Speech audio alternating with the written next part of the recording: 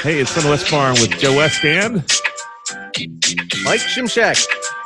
Today our guest is Andre Gaccetta from G7 Entertainment Marketing, Nashville, Tennessee. He is the founder of that business, a very interesting business. If you're looking to do anything, you're looking to try to partner with people that have means, and that's the essence. Correct me if I'm wrong. So the concept is we partner brands that have something that they want to say with somebody that they feel should be saying it. So that you partner brands and artists together to do collaborations that benefits both of them. Yes? That is correct. And it was that's how we do it. We like to say that we connect brands with fans. Uh-huh. I like that. And would you say that was something that you got on the trail with, or was that something that was being done all over and you said, man, we need to do this here in Nashville? Yeah, that's a great question. This whole thing kind of started organically when tour marketing was really a prolific way for brands to connect with fans and bands for that matter. And I would say that, maybe 10, 15 years ago, that was the core of our business, going out on the road with the likes of John Mayer and Blackberry, or Tim McGraw and Kingsford Charcoal. We've been doing business quite a bit over the years with Taylor Swift and brands like Diet Coke and CoverGirl and Fujifilm, etc. But like everything else in the world, things have changed, and that's no longer the core staple of G7 Entertainment Marketing. The core staple is, things more content centric, shooting artists, doing really cool, innovative things, and getting that content out on social platforms, or television commercials, or syncing with talent new music at a time in which the talent is releasing an album or a single. So that's kind of how we started in Nashville, but the business has certainly migrated in a lot of different facets, much like what I've just shared, and much more. So, and you guys you're the founder of this, now the CEO. Is that your position then, as CEO? Yeah. And this is a company that does tens of millions of dollars worth of business. So this is a high-level company. Everybody wants that as an artist. They want to find some relationship that is a magic bullet to be able to say, hey, why shouldn't I be in the new Pepsi commercial? Or why shouldn't I be able to do this great tour sponsorship by, Outback or whatever, Kmart, Walmart, you name it, anything big, Amazon that has money. Why are they not giving it to me? And it's like, I think that's an interesting dichotomy, because everybody wants that, but they don't realize what it takes to get that, right? So in essence, you are doing due diligence by the clients, making sure that the brand gets value. And I've talked about this over and over again with my friends, that there's a state of all artistry that appears to be continually in panic mode. As an artist, you're desperate to succeed, right? And you keep wondering why the lifeboat isn't coming, right? And this is a big lifeboat that everybody listening to this podcast is like, well, man, I'd love to, maybe I'm going to try to call that guy and see if I can't get on the next Kenny Chesney tour, with Pepsi. So tell us why that is not going to work. Tell us why that's not an obvious solution for everybody. Oh gosh, that's a challenging question, but there's a lot of reasons. I think that what we look for from an agency representing brand perspective are artists and or songs or celebrities that have a true organic fit with the brand. That's pretty much the first thing. So if we're doing something, let's say, for example, on behalf of the Ram truck brand, who's been a 10-year client of ours, we're not so interested in partnering with an artist who's always singing about Ford trucks. We're not so interested in partnering with an artist who's driving a Chevy Silverado day by day. We're interested in artists who are organically kind of mapping back to the brand. That's the best case scenario. We also are looking at artists who are going to fit the brand pillars. So every brand has different brand pillars. So let's say your brand pillars are authenticity, hard work, being genuine, being charitable. We're going to look for artists who map back to that as well. And then finally, we're going to, as a brand, we're going to look at artists who have interesting things going on in their product cycle. Are they launching a new album? Is there a new single? Does that single resonate back to, the brand pillars? Does the artist have a music video that we might be able to be integrated in? Well, let's take a look at that creative treatment on the music video. Is it possible that this brand can organically integrate into the music video in a compelling way?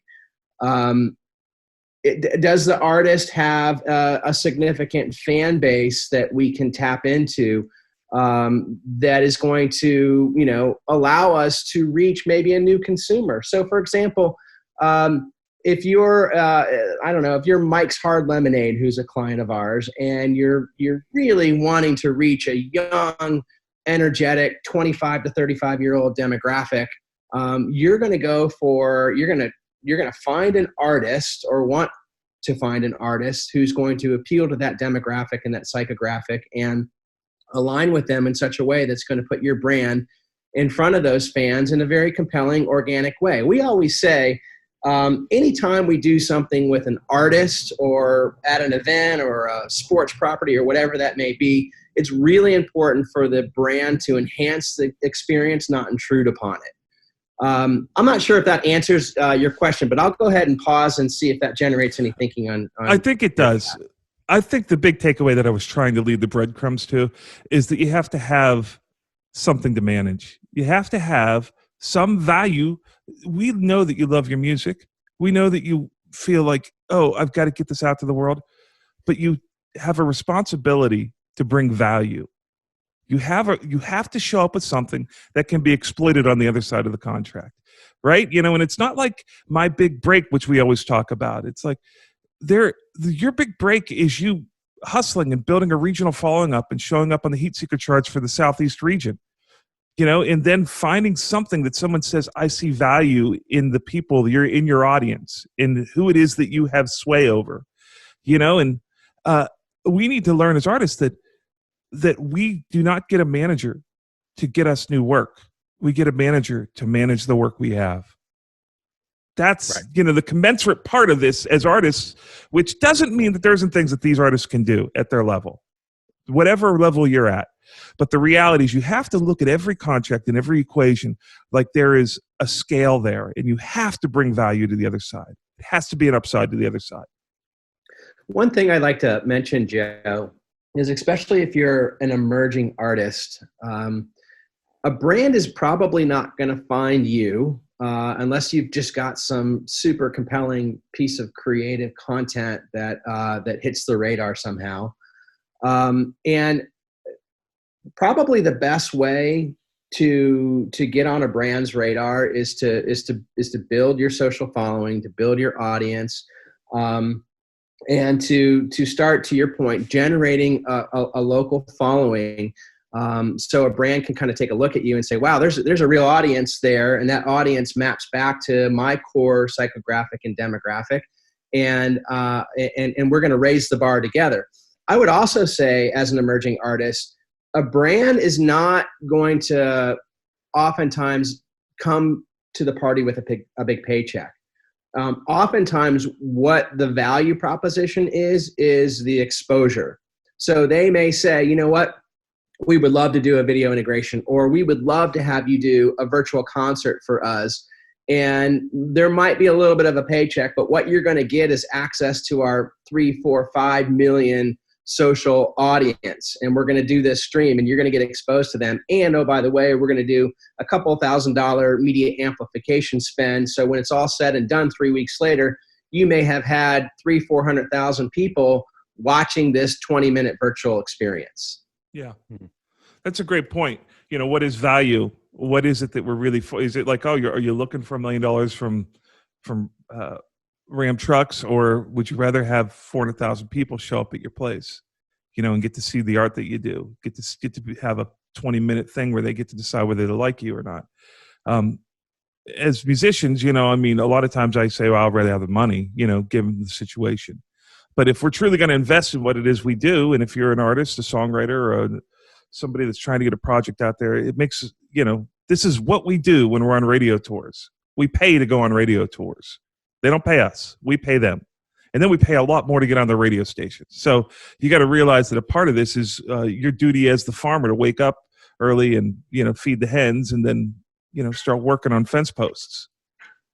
The other thing I would say is, I think one of the things that we do as an agency well, and I'm supported by a whole cast of awesome characters on Music Row in Nashville, is understanding and I guess educating the brands that artists are real people. You're not buying a pair of shoes, right? There's emotion here.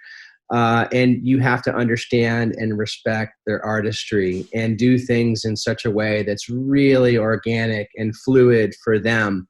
Make them feel comfortable with how you, Joe Brand, are going to position their art, their likeness, their music, their creativity in a way that accentuates it and amplifies it and supports it and loves on it.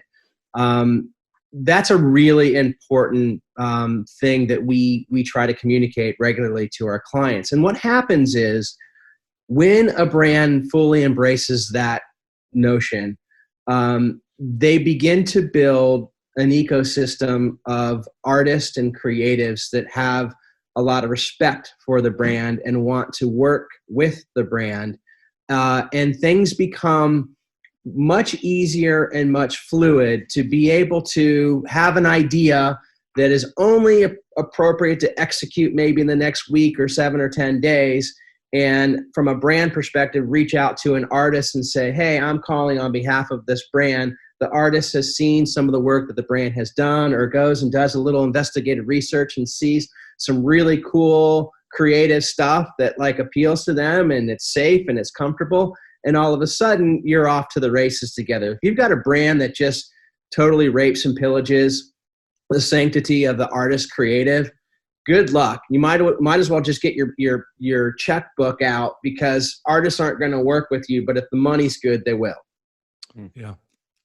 Can you tell us a little, I know there's something you're doing with the Foo Fighters we can't talk about right now, even though we just did. Right there, I slipped it in. But let's talk about some other cool things that you've, what a brand campaign looks like. Maybe the thing you did for Tim McGraw on the Jeep. Yeah, the Tim McGraw story is incredible, man. Tell him the Tim McGraw story. Oh, gosh. There he is. Hey. Mike. Hey. Handsome.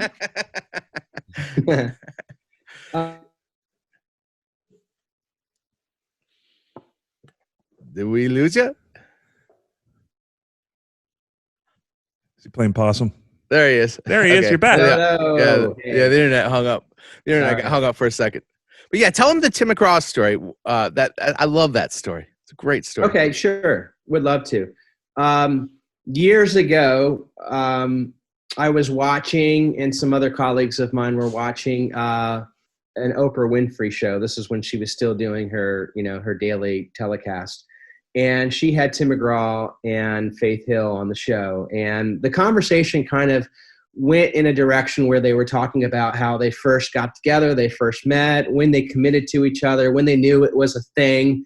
And I was fortunate enough to watch this conversation evolve and really understand their personal, Tim and Faith's personal story. And the story kind of, I'll do kind of like the abbreviated version, but they were on tour together. They were dating. They were in, I think, State College, Pennsylvania.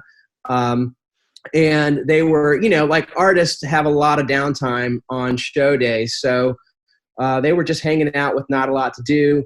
And Tim saw this beautiful, I think it was a Jeep CJ5 Wrangler. It was red, and it was out in the parking lot, belonged to someone who was on the production crew locally. And, it was a beautiful day. The top was off it. And he went and asked, figured out who owned it, asked the dude for the keys. And then once he got the keys, he asked, Faith if she wanted to go for a ride in the cornfields or whatever. And so they go off on this ride, and like any smart woman does, she, brought it to Tim's attention, like, hey, dude, like, we've been dating for a while now. What's it going to be? Because I'm not just hanging out. I'm not going to hang on forever. Like, you need to make a decision. And on the Oprah show, they kind of communicated, as memory serves, that it was at that moment, on that day, in that Jeep, that they made a commitment to each other, a lifelong commitment to each other. And then you fast forward the story to, many years later. I believe at that point, perhaps they had a child or two, and it was an important anniversary. And so Faith comes downstairs, and he's like, all right, babe, I've got your, your anniversary present. She's like, oh, cool. Like, all right, great. What is it? And he's like, it's in the garage. And she steps into the garage, and she sees that Jeep CJ5 red, and she knew exactly what it was and what it meant to their relationship. And he went out and found it and restored it and renovated it. And I thought to myself, my gosh, at the time I was living in Detroit and had done some work for the Jeep brand. And I thought to myself, oh my gosh, this is the perfect artist brand connection anyone can ever imagine. The story is there. Tim and Faith had one of the highest grossing tours, the Soul to Soul tour that they had already done. They were embarking on getting ready to do the second one, Soul to Soul 2 tour, that was going to, go to 60 markets across North America, and just packaged up the story as simple as that to the the Jeep brand. And they loved it. And we found a way to be the presenting sponsor of the tour. We brought that Jeep on tour with us as a display on the concourse. And there was some beautiful language that kind of told their story. People could take their picture with the Jeeps. We did a radio campaign. We did a television campaign. We did a press announcement at the Country Music Hall of Fame where Tim actually drove that Jeep to up on the steps of the Country Music Hall of Fame to announce the partnership. So it was just a beautiful kind of synergistic thing that worked for both the brand and Tim and Faith. And it was just a lovely partnership. That's so cool. I love that story. And you got to tell me, what was that like after doing a deal like that and then hanging out with the guys from Jeep? They had to be over the moon about something like that, right? I mean, it doesn't get any more natural and organic than that story fitting perfectly into their brand, having the brand be such a part of Tim and Faith's history, and I mean, it must have been like the equivalent of having a hit song, or you had to be like the biggest guy on campus at that point. Well, as I mentioned earlier, like if and when there's an authentic story and a connection between an artist and a brand, that's the best foundation that you can build upon. And we had a story to share. And honestly, yeah, there was a lot of blocking and tackling associated with like, what are we going to do? How are we going to do it? Is there going to be a media component to it? What's going to be the experience on site at concerts, etc.? But honestly, I just got a clip of the Oprah interview and sent it to them with some high-level thoughts about how we might be able to put the partnership together. I reached out to Scott Simon, who still manages Tim McGraw, and shared with him some of the thinking. And he got feedback from Tim and Faith, and they were in. They loved the Jeep brand, and it just all kind of came together in a way. We oftentimes try to force fit things, between an artist and a brand because one really wants to work with the other. And sometimes it works, but it really works well when you've got an authentic story like that to embrace.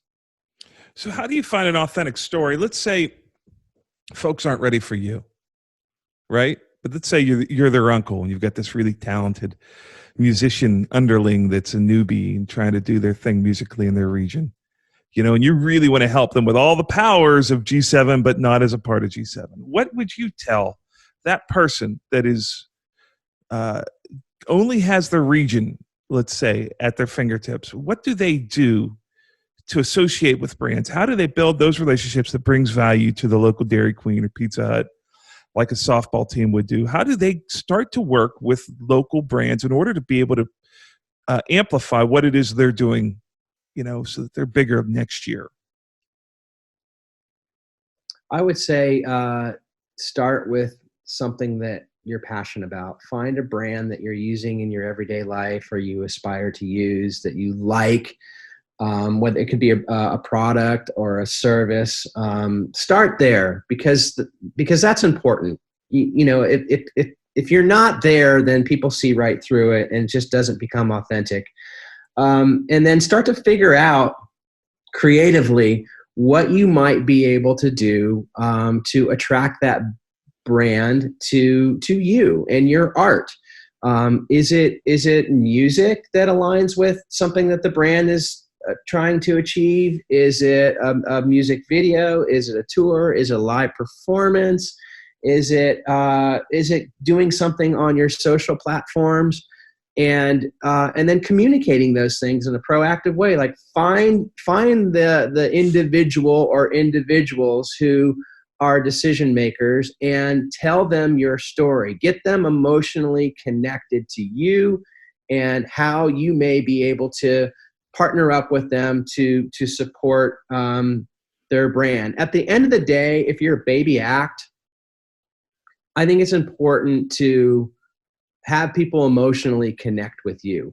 Once someone is emotionally connecting and invested in you as a person and your art form, then the natural human tendency is to want to support that thing or that person and elevate them and amplify them. It's like when I first heard Mike's band OTO, I felt a connection with that music. I was overwhelmed by the production quality of what those artists and what Mike had created for them. And I felt like that was something that was rarefied and was rearing and ready to go. And those guys were going to be global superstars just as soon as people had the same visceral experience to their art form that I had. And I still think it's going to happen for Mike, and I still think it's going to happen for OTO. It's just going to take time. But everything in this industry takes time, right? You build it. You don't go on American Idol and expect great things to happen because you've got some TV time. It doesn't work that way. Maybe for a small few, but it doesn't work that way. You've got to build it over time. Yeah, that was an interesting experience that was so early on that we tried to get some partnerships with brands through you, and it was too early. That was what my takeaway from it is, that it had nothing to do with idea or it's just we didn't have enough to offer them at the time. I mean, it's becoming a different story now, but to your point earlier is like, what's the value we could bring? And I think at the time it was probably more of an idea than it was. That's interesting, Mike. Why don't you? So whenever. I love that Andre loved the band, right? And was the setup is that, hey, this is great. How does something maybe happen, right? And if something doesn't organically fit, it's a no matter how much people buy into you personally. It doesn't mean it's a no forever. And what you guys, at that point, you're just a baby band kind of getting first pieces of music out there. Now, recently, I just think I liked something on your Facebook page about over 1 million, heading towards 2 million subscribers on TikTok and 100 million something or other. Tell us a little bit about that with OTO. Yeah, I mean, when I brought it to Andre, I don't think we had. I mean, I don't even know if TikTok was a big. It was, but it wasn't within the band. We maybe had 8,000 followers, and then, they started to get catch fire on it, and in about the course of maybe 6 months, it gained almost 1.5 million followers. So yeah, it's just working. But it was at the time, Andre was really passionate about it, and that's we have a mutual friend in common, and I've been chasing down Andre for almost a year trying to get to see him. And who's your mutual friend? My friend Kevin and his wife Courtney. Maybe Andre can get into Project Worldwide and what it is and how G7 fits into that, but it's a much bigger. It's an umbrella Is that how you explain it? How do you explain Project Yeah, Worldwide? we're just part of a holding company, and there's 13, 14 different agencies within the network. But it's really cool because it's a synergistic company. So they have ad agencies, they have experiential marketing, they have all sorts of different stuff, and they work together. So again, but just coming back to the on the outside stuff, and by the way, I still believe that we're going to have some real big success with Andre. It just was too early at the time. I do too. I consider Andre a really, really good friend at this point. I appreciated how much he understood this music before anybody else. By the way, I will say this. Andre understood it before anybody in the music industry understood it. Which is interesting. No, well, thank you. Can you guys hear me? Yeah. The thing for me was, we have seen boy bands skyrocket, and when it goes big, it goes global. And I just felt that the sounds that I was hearing were, from a production perspective and a performance perspective, were really unusually good. The look of the guys, the age of the guys, unusually good. And this was a time, I think, a year and a half, 2 years ago when we started this conversation, it was like, there's a void in that space right now. And there's always going to be, young teenage girls who are looking for this kind of entertainment. And that is a tried and true formula that will be repeated throughout history, time and time again. And so I just feel like these guys are just set and ready. And I wanted to figure out a way to ride their coattails from the beginning and see and have some brand partnerships for these guys that help them get to where they need to get and will get. But also once they get there, to be a part of that journey and recognize, I guess, the benefit of being there from the beginning. Well, one of the things that was interesting about our experience together that our viewers might be interested in is that you made a very strong point to say, okay, listen, they sound amazing on these recordings. They sound great, cool. But there's also, we all know that what you can do in a studio, can they pull this off live? It was very important to you. You said it repeatedly. And then we did, a concert at the G7 offices in the Loft Jam party. And maybe you can explain to people why that was so important to you, but you were adamant about that one particular point. You must have said that 5 times to me.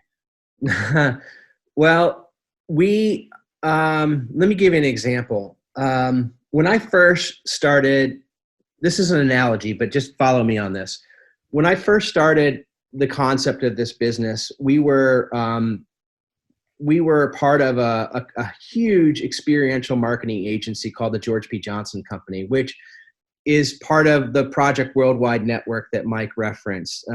We're one of 13 agencies, and George P. Johnson has 30 offices around the globe, 1,000 employees, and these 50-year relationships with massive brands like IBM and Nissan and Honda, and on and on and on.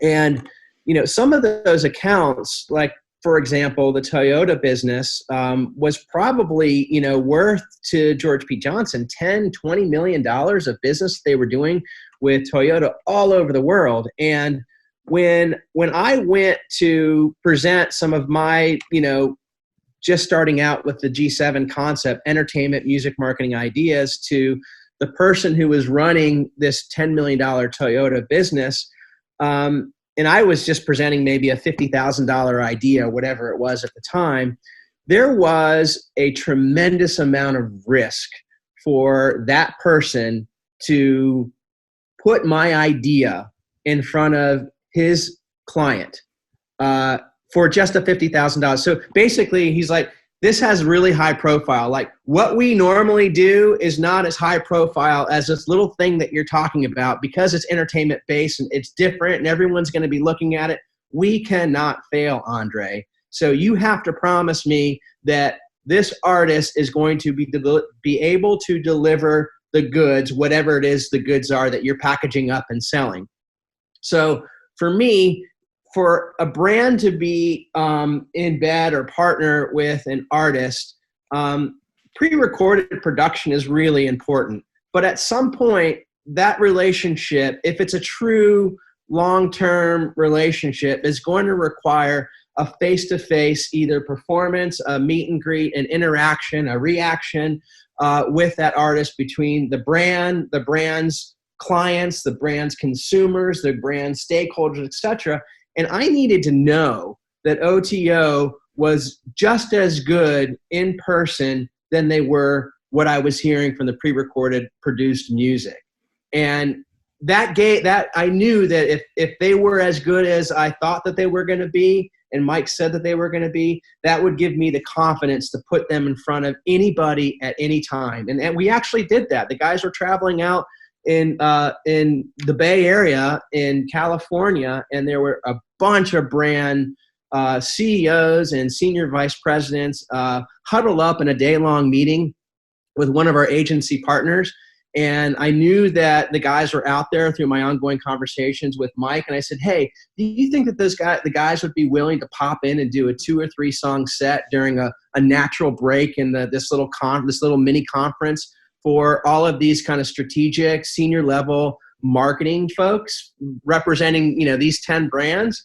And it was a really good opportunity for me to put what G7 does in front of some really important people. And it was a really great opportunity, I think, for the band to perform and show what they can actually deliver in front of a brand, so a brand could see the possibility. And we did that, and it worked. Now, we didn't pick up any sponsorship and endorsement deals out of it, but I think it was a really good exercise for all parties. Agreed. You know what's great about this is a case study, the two of your relationship. Let's say Mike's a desperate musician, and we know that he is. Let's say Mike comes to you and he doesn't ask. He says, hey, this is what I want for OTO. He doesn't get what he wants, right? He doesn't walk away. Right now, he hasn't gotten what he wants. But he's been able to maintain the relationship. So many people at that point break the relationship, or they burn the bridge because they didn't get their ask. And it's like both of you have proven this. It's like it's about the long game. It's about saying, wait a minute, let me see what the other side is thinking. And you know what? They're right. I'm not bringing the value. We're not there yet. Let's go out and get 2 million followers. Let's go out and get 100 million streams or impressions. Let's go out and do this thing that they put value in because they like us. You're the CEO of this company, and yet you can't find a good organic fit for these guys right now. And the fact that Mike understands that and that this may never go into the next level of deal is sort of a case study of how you should be in the music business. It's like mutual and admirable, reciprocating respect for one another, and a knowledge that you believe that the other can deliver and that you're looking to go forward, but it may never happen. I have so many relationships like that on my calendar as songwriters, as record companies, as managers. My whole life is built on that. Every once in a while, someone comes over and says, let's do this one little thing, and then it blows up, and it's a huge thing, and we talk about for the next 10 years. But there's literally tens of thousands that aren't. But you have to have this aggregate of what you guys are doing here, this back and forth, that it's just like, I don't know what we want to do together, but I know that we want to do something together. I want to be in business with this person. Yeah, for me with Andre, it's like Andre is no different to me than any of my other closest friends. That he's a creative to me. He may not write music, but he's a creative. So like I love to bounce ideas off Andre, regardless of whether I think Andre can be a part of it. He's a super, super bright guy that's really creative, and he looks at things from different angles than I do, which I really appreciate. How about this, Andre? When you were talking about pitching that $50,000 idea, I think that you got to see the level of liability that you were to the Toyota guy.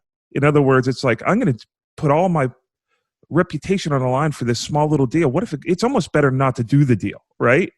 But as you were telling that story, I thought to myself, that feels exactly like every time I'm in a room trying to get somebody to cut a song, trying to get somebody to hire me as a record producer, trying to be a part of some collaborative process, talking to someone's manager. That felt exactly like me. So why don't you tell me, when you come up with these treatments, and I've seen treatments that you've done for different pitches that you've done, and how many treatments make it into actual production? How many don't? Oh gosh. Well, the treatments are usually designed to first be presented to a brand, because the brand is ultimately the one who's going to fund the activity. It's very rare that a label or an artist or artist manager will be able to fund a really cool idea that is centric to a music artist. So we like to create things to put in front of brands, and oftentimes the creative treatment is presented with maybe a couple of different ideas. Maybe we learn that a brand is launching something new, something unique, something different. It's a twist on the Snickers bar or something, whatever that may be. And so oftentimes we'll provide them with a sketch of 2 or 3 ideas. We kind of approach it in a systemic fashion. So if you think about it, think about a piece of paper and say, the first thing that we're going to share is, what's the big idea? The second thing we're going to share is, how does a big idea work? Which is kind of called tactics. The third thing is, what are the benefits of the big idea? The fourth thing is, what is the timing of the big idea? And the last thing is, what is the cost, right? If you just kind of break it down to that kind of thinking, and maybe that's not just the business that I'm in, maybe that's the business of a lot of different things, right? Well, just to have a disciplined approach. When you were saying that, I was like, oh man, I want to write this down. And then I thought, oh, it's being recorded. I literally thought that when you were saying that, because I'm like, I want to be able to, I love the idea of the way that the logic unfolds, because you're selling an idea to someone. And it's like, this is everything you need in regards to wrap your mind around the risk and the reward for this idea. But let me zoom back out, because I love what you said. But the answer I'm looking for from you is, how many at-bats do you have for every hit? Like, how many we probably ideas? I would say now, that's such an as an agency, that's really the game. The game is we don't make shoes, we make ideas. Our canvas is a white canvas every time we start. So the more thought through, I would say that years ago, we didn't have that process that I just shared with you. And it was more of a shotgun approach. And our win ratio might have been 10, 15%. And we were spending a lot of time getting to the finish line, and we weren't winning, and business wasn't growing as a result of it. And so we had to refine, what is the construct of how we're going to come together as a team with multiple different characters in the agency who have different points of views and different backgrounds and socioeconomic kind of experiences, and do the brainstorm. Then how does a brainstorm get to a piece of paper? Then how does a piece of paper start to look beautiful with graphic designs or animations or whatever? And then who's going to budget for it? And then how do we quickly get all of that to market and in front of someone in a compelling way? And who are going to be the people that are going to communicate it, because they have their storytellers.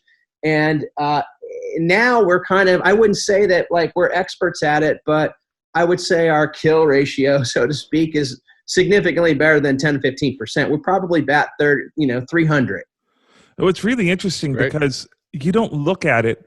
It's so interesting the way we look at different, I don't know what you'd call them, but mirrored reflections in the industry. I see you as a peer of mine, even though we don't do any of the same things. But I still see you as a songwriter, as a record producer, as you're a creative entrepreneur, but I see you like me, even though we don't do the same things, because there's so many things reflected in your life. And the fact that a guy that runs a business like yours and is considered, what my mind parses out is he's on the business side of it, that there's still that much of a failure rate. That it still is a guy getting up every day and putting his guitar on, but yours is PDF documents, and going in and pitching a great idea. Like I pitch a great idea on a guitar. You're pitching a great idea via paperwork and imagery and concept. And it's like, there's really, the more I see the people that are reflections of me in other parts of the industry, the more I say, man, they're doing the same exact, it's the same motor. It's the same actions. It comes from the same muscle. It's just a totally different thing. That's why I have loved to, in my older age, I've loved to find those people and just sort of study with them, hang with them, drink, smoke cigars, talk about what's working in their business, seeing what's inspiring them. I don't know that I really have anything to say here or any question to ask, but I just think it's such an interesting dichotomy when you look at our lives and how similar they are. It's like every day you're pitching an idea just like we are. I think that people, obviously the music industry is built on a massive, contingency of fans that love to go to shows and listen to pre-recorded music. And there's, that's not me. I tried to learn an instrument. I tried to, do a little songwriting. I tried. My brain is not where just does not allow for it. And what makes me really gravitate to people like both of you is not only do we have a shared interest in being entrepreneurs and being super creative, but I am like infatuated with your ability to create art. And it just blows me away. I can't do it. And I think that that's, when fans go to shows and they see the art happening in real time, or they hear something from OTO that's been produced by Mike Shimshack that just sounds outrageously cool. Like, that's why I gravitate to people like you. So we have that shared, foundation of being entrepreneurs and creatives in our own right. But like, I am still mystified by the process that you guys go through to create the art that I love and get to enjoy every day. Thank you. Well, thank you for that. It's beautiful. We've used the analogy that it's like the music business, being a creator in it, is very much like having an alcohol fueled funny car. But unless you have the drag strip for that funny car, it's a useless outlet, right? So it really is important, I think, for us to find mutual respect relationships and people that are vehicles for what we do, especially creative people, because you take what we do and let's say we really love this creative idea of a song that we've written, but then you take that and package that into a completely other story that goes on and has its other life with images and with real life context of Tim McGraw or Taylor Swift or the Foo Fighters. And then it's like you almost it's like you're a remixer or a DJ. You get to take all this creative media, create a whole new piece of art that then goes out and can really influence the masses. And for me, it's like I want to find people I respect in different parts of the industry that are not me, because I want to find a way that we can interface with one another and actually do some things. We could build some drag strips to try to get some times on the funny car. That's what it's all about. In finding somebody who is truly an artist, like you feel like a songwriter to me or a record producer. You feel like that. It's like the same, when you're in the room with those people. In the reality is you're doing the same thing. You're just doing it more as a DJ does it, and being able to amplify that. I think that a lot of people confuse being creative with the actual arts, music or painting or whatever. There's so many variables to what is creative. Andre's as creative as any songwriter I know. Oh yeah. He may not look at himself that way. He may not look at himself that way, but that's how I see him. So I think we mistakenly put the term creatives only on people functioning within the arts. I think the guys that are in our world, when they look at Andre, they get it because they know it. They know you can walk into a room with creators and who after 40 years, 30 years, who's what, right? So I think it's easier for guys like you and I to see it, that there's a whole world out there that is some of the pitches that he's told me stories about, they feel like movie, like a screenplay, and it's like, I'd never thought of those connectors, and it's like, but they're connectors in story more than they are connectors in business. Right, so he's got the resources, and we're talking about you like you're not here, Andre. You've got the resources on the shelves where it's like, okay, I do have these people that would benefit from these, and I have access to them. But then it's like it's not good enough to just say, "Hey, hold this bar of soap and stand in front of the camera and say I use this soap." You know, you have to think a little deeper. Like, why does he use the soap? How did the soap change his life? It was the first bar of soap he washed his baby with? You know, and it's like connected to a memory. Make the bar of soap a person. And it's like, in order to do that well, and for people to have these personal interactions, you know, it takes a great story. Like Rory Feek tells great stories. You know, it feels very Rory Feek to me, what you do, Andre. He's frozen up again, or he's meditating. And Andre's in Florida. He has absconded to Florida, and he is this is his meditation hour. We're just going to wait for him to come out of it. The internet's a funny place, man. There he is. Hey, You went into a deep sleep there for a second. Yeah, I was only gone for 7 seconds. I ran to the bathroom and made it back.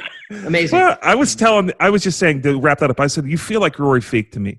You feel like you take a story, and even if you take parts of a story, a song or video asset or an idea, and you turn it into this thing that feels like a movie. Right? It feels like you're spinning a greater story out of it that is relevant both to artists and to brands, and it's a beautiful thing.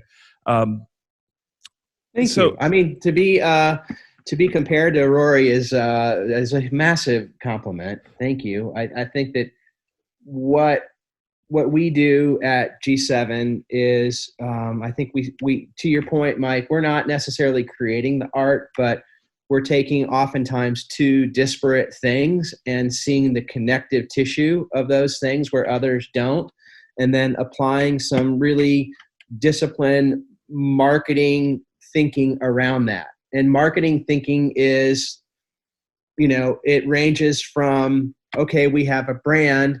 How can we use this thing, right? This thing that sits in the middle between artist and brand, and create an advertising campaign, or use a music sync, or use it to communicate a direct mail piece or a radio piece or a PR thing. Like, you go through the laundry list of things that a marketing executive has as tools in the toolbox, and you say, how many of these tools can we use with this idea? And the more tools that you could use with a particular idea, typically the idea is stronger. Yeah, and you use those tools like we use kick drums. That's right. It just really feels like, what I'm most impressed about is that it goes on to tell a different story. That, let's say you used a song of mine, you use it to tell a different story. You know, so it's part of the texture of a new thing. So it's a lot of respect there, and it's really an incredible field. You know, I'm really hoping that people, what their takeaway from this is like, hey, I need to start doing a Pizza Hut parking lot tour and get together with the 6 Pizza Huts in my county and figure out a way over the summer to be able to do a socially distanced tour where Pizza Hut brings out some free pizza. And it's as simple as that. You got to find that person, like you talked about, that cares, that can put a face both to Pizza Hut, and you can buy into your face as an artist. And next thing you know, you got a Pizza Hut parking lot party with people getting free pizza and listening to your music. You know, and then it grows from there. Next summer, they say that was worthwhile. Let's do something bigger. Here's 10 grand. Go get t-shirts. Yeah. You know, those are doable things. And those are the things that if you realize what you're doing and you can get like some semblance of mom and pop record store, this is how we're going to build this business. When they get to the point at which they're on your radar, they're going to be a true asset to the people that you want to pair them with, because they're going to know what the value is. That's what what I hope the takeaway is from this today, is that they see they know how to not just take value, because as endorsed artists and sponsored artists and published and signed artists, we all take value. We truly have to learn how to return that value so that people want to re-up and be in business with us again. So hopefully the goal is that they get to a point where they're on your radar and they know how that business works, so they can truly, you know, that's going to be the least amount of resistance, the least amount of getting kicked in the nuts trying to get up the ladder, right? Yeah. So there's one more thing I want to ask you about, if you're okay with it. Yeah. you do, and I think it's just a passion project. You've got this great thing that you do in Nashville that has nothing to do with G7, whereas if before the social distancing thing, hopefully this will come back after we're able to do it again.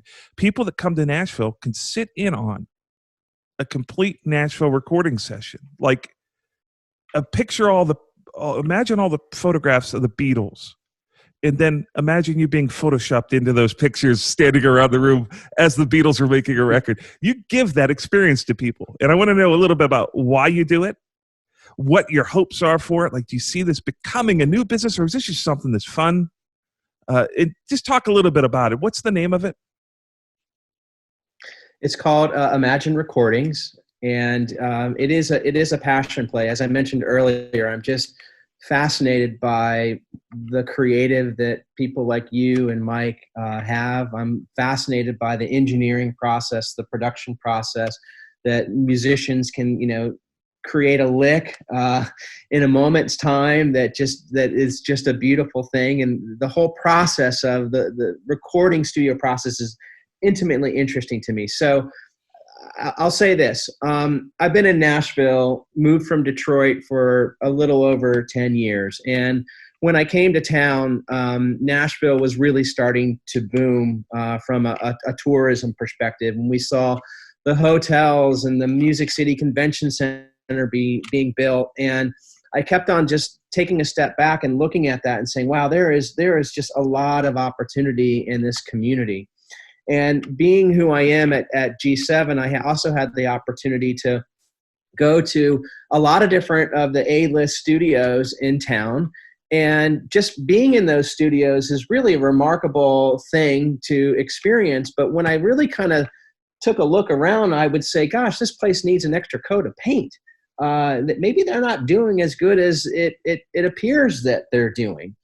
And from an entrepreneurial perspective, I asked myself, well, how is it that there can be a business that is created to support these studios because we're starting to lose them in Music Row, as you guys well know.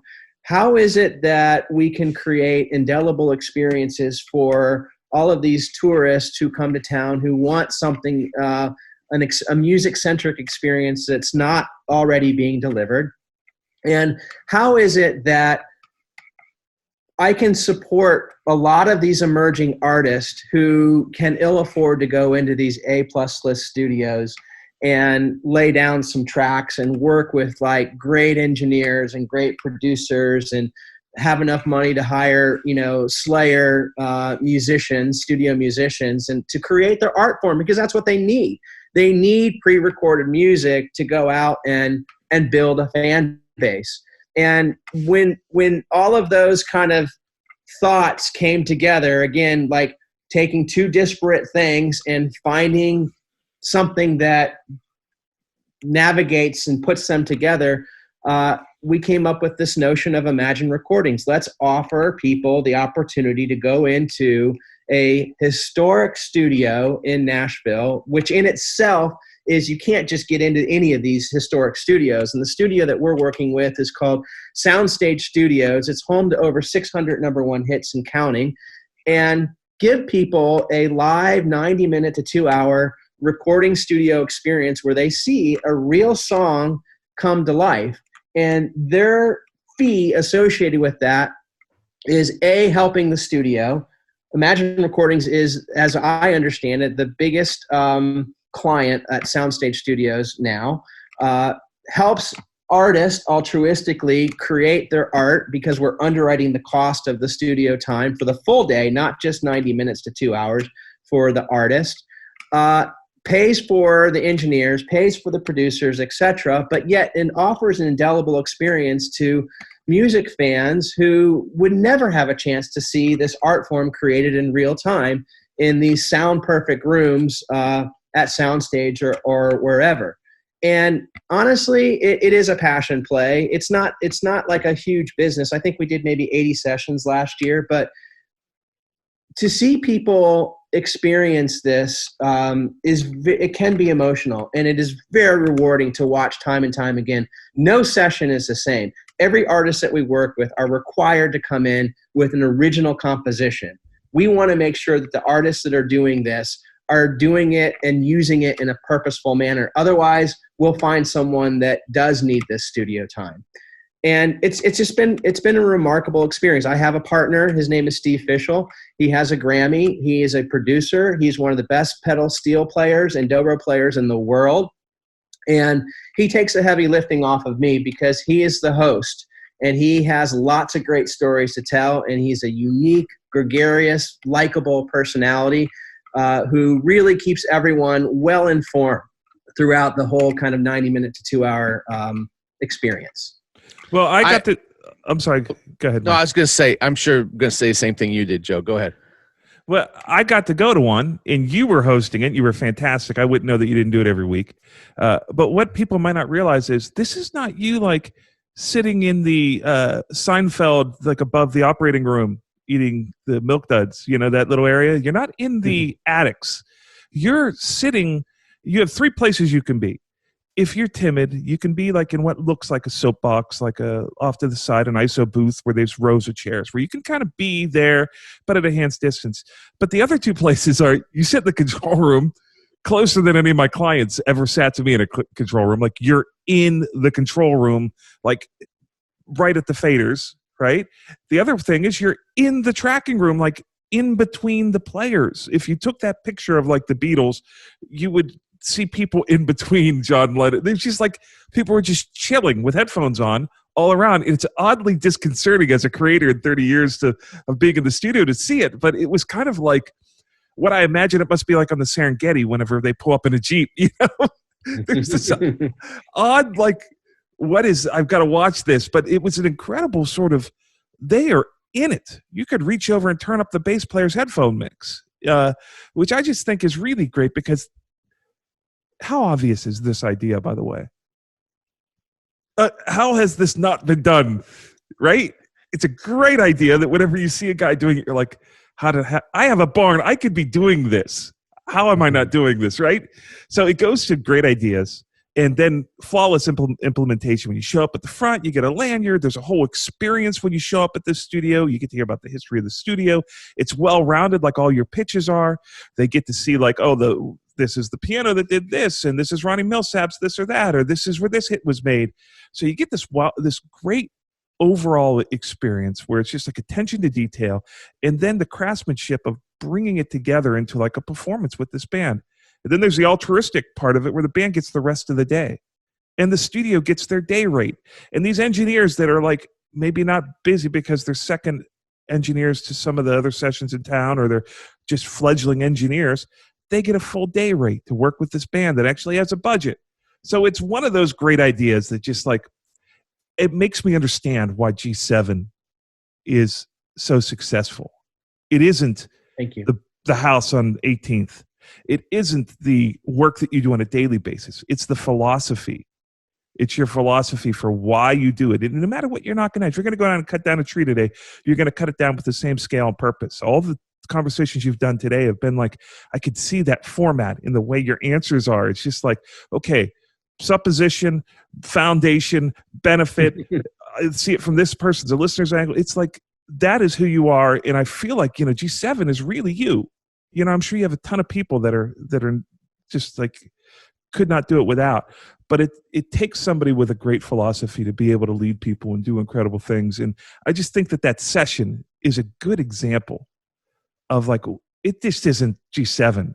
This is like how you do things. This is how you provide a service and experience and create new intellectual property. And we're honored to have you. You're such a great thinker, man. I want to surround myself with more guys like you, Mike, and all the crew. We've got sort of like a little intellectual crew that we just, the dark web kind of thought process where we just sit around and talk to one another. And that's a great thing to have at this age. And you're definitely one of those folks. So thank you for being a part of that.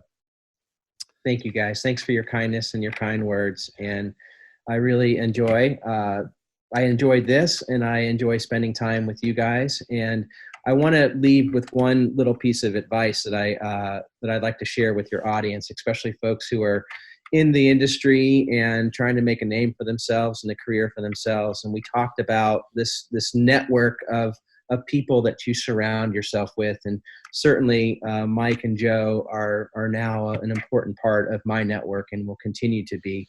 But I think it's really important for you to surround yourself with doers.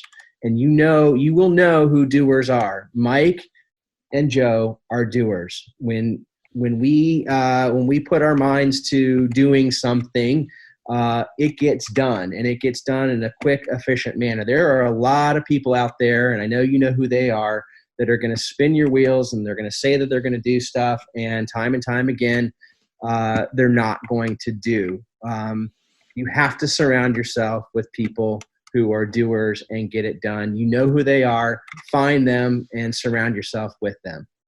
Yeah, that's great advice. Yeah. Music Row is full of meetings that happen that 3 days later you're like, why aren't we doing any of the things they talked about in the meeting? So, I would say the majority of the world are not doers. So yeah, critical to find doers. And you're a doer, my friend. Mike, you were going to say something, or did I say it with what I said?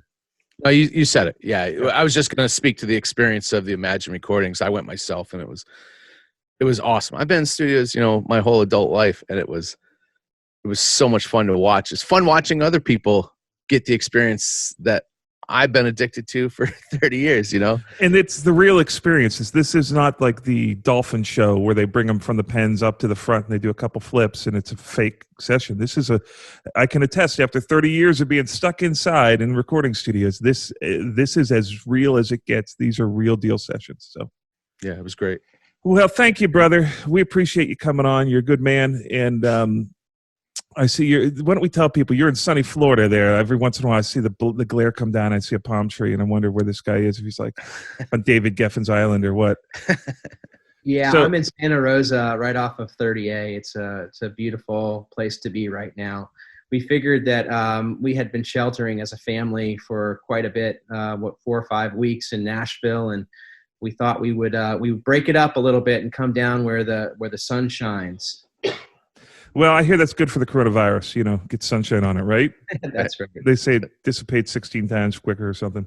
Who knows what it does? After looking at Facebook, I have to literally be like, wait a minute, do I wear a mask today or do I not wear a mask? I'm not sure.